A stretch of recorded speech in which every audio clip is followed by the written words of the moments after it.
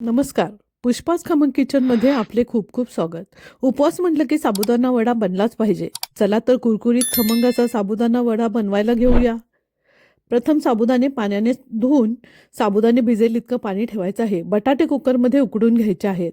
साबुदाणे भिजवून घेतले आहेत. शेंगदाण्याचं कूट करून घेतलं आहे. आता बटाट्याची साल काढून घेऊ.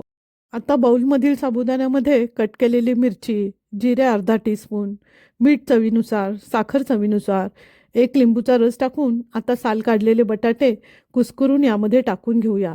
हे बटाटे फोडी करून सुद्धा टाकले तरी चालतात. आता शेंगदाण्याचं कूट यामध्ये टाकूया आणि हे सारे मिश्रण एकजीव करून घेऊया. आता याचे वडे बनवण्यासाठी हातावर दाबून चपटे बनवूया. बघा व्हिडिओमध्ये दाखवल्याप्रमाणे. आता हे सर्व वडे छान तळून घेऊया.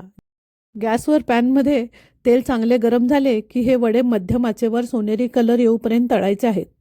बघा किती छान कुरकुरीत तयार झाले आहेत हे साबुदाणा वडे. झाली आपली रेसिपी तयार. या आणि अशा साध्या सोप्या घरगुती खमंग रेसिपी पाहण्यासाठी पुष्पास खमंग किचनला लाईक शेअर सबस्क्राईब करा. हा व्हिडिओ पूर्ण पाहण्यासाठी खाली लिंक दिली आहे.